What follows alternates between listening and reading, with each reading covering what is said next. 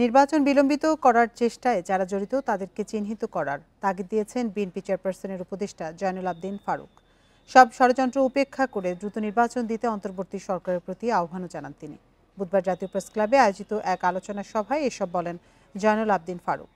তার দাবি, আওয়ামী লীগ পালালেও তাদের প্রেতাত্মারা রয়ে গেছে। পতিত আওয়ামী লীগ সরকারের দোসররা দেশের বিরুদ্ধে নানা ষড়যন্ত্র করছে বলেও অভিযোগ করেছেন বিএনপি চেয়ারপারসনের উপদেষ্টা জয়নুল আবদিন ফারুক।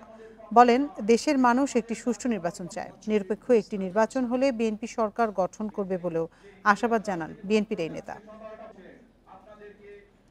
আমরা সত্য কথা বলেই আমাদের বিরুদ্ধে আচরণ করা হয়। কারা আপনার আশেপাশে বসে গুনগুন করে আওয়ামী প্রেতাত্মাদের দ্বারা আমার নির্বাচন বিলম্বিত করার হীন প্রচেষ্টা লিপ্ত, তাদের বিরুদ্ধে আগে ব্যবস্থা গ্রহণ আপনাকে